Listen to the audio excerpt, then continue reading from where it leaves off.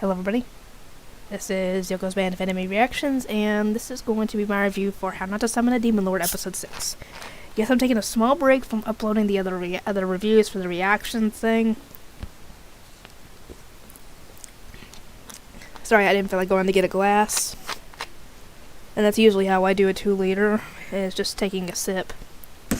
Because usually I don't keep the 2 liters in there, because if I do, they're going to be gone easily, and I would not have gotten any of it.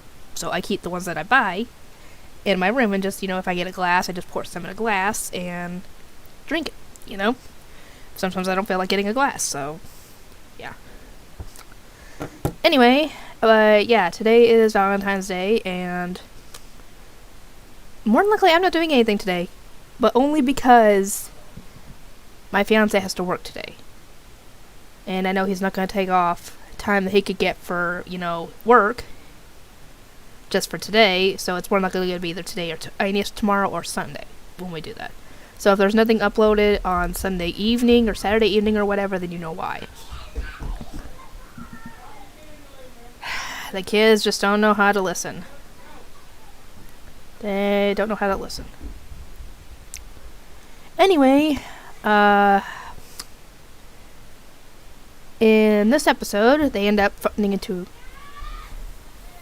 a slave trader intentionally because they figured they put collars on the slaves so they might know how to, take them off. Logical. And they go in and it seems like the slaves are actually enjoying themselves. Okay.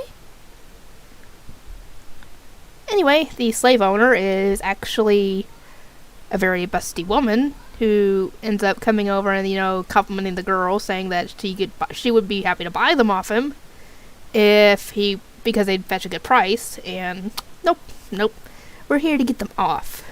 And they explain the situation and give her the letter from the guildmaster or Celeste or whoever.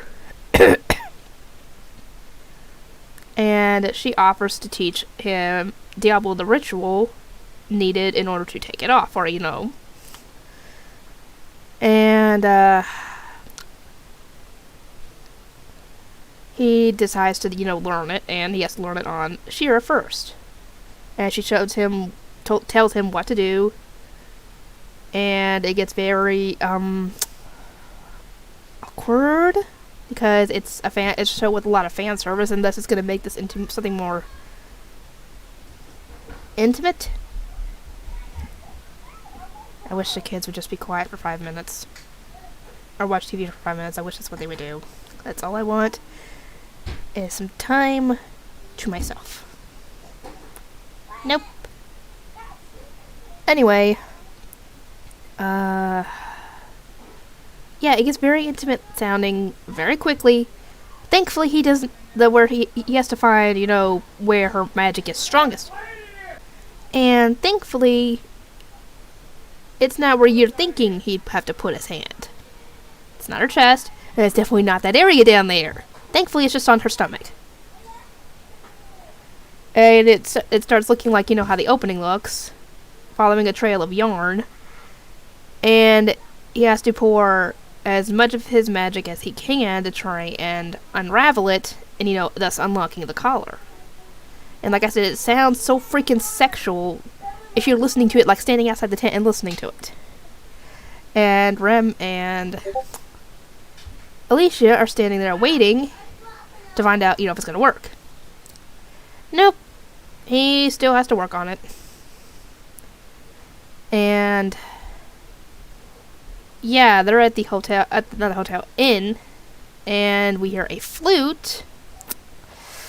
Guess who's at the door? Shira's brother. And I was thinking, oh, he's there on behalf of her fiancé, because, he wants to bring her back. I thought maybe he might be able to be reasoned with. Maybe he's not like his future, or, I don't know how to explain it. Not future brother-in-law, but no longer future brother-in-law, because Shira doesn't want him. And Diablo obviously makes his argument now that no, she's not going with you, and you should respect her wishes. And she obviously says she's not going back, and he gives her the chance to, well, think about it and give him an answer in the morning. And if she still says no, he'll respect her wishes.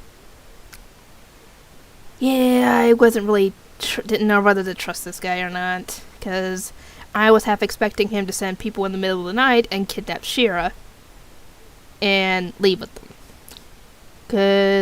Or have her fiance have that happen. And then later, after Shira and Ram end up talking, and essentially Shira telling her, yeah, my dream for the future is to open a cafe and be the owner, and you be the waitress, and Diablo kind of being the bartender. So, yeah, she doesn't seem like the type of person to lie. She's very open about how she feels, essentially. She's like an open book. And things get a little awkward when she shows Rem what Diablo had to do to try and get the collar off, and Diablo was awake this whole time and was trying, how am I gonna get sleep now? And then later, I didn't realize this at the time, but it was her brother standing there on the tree. I thought it was her, the way he was started talking, I thought it was her fiance, and they just looked alike, because, the elves apparently all look like blonde hair, blue eyes, similar hairstyle. Oh no. That is her brother. And apparently her brother is also her fiance. What is the freaking wrong with the elves? What, are they into interbreeding or something? Then again, I think that we haven't heard of any other elven kingdoms, so it's possible that those are the only elves and that's how things work. Still creepy, but it's possible.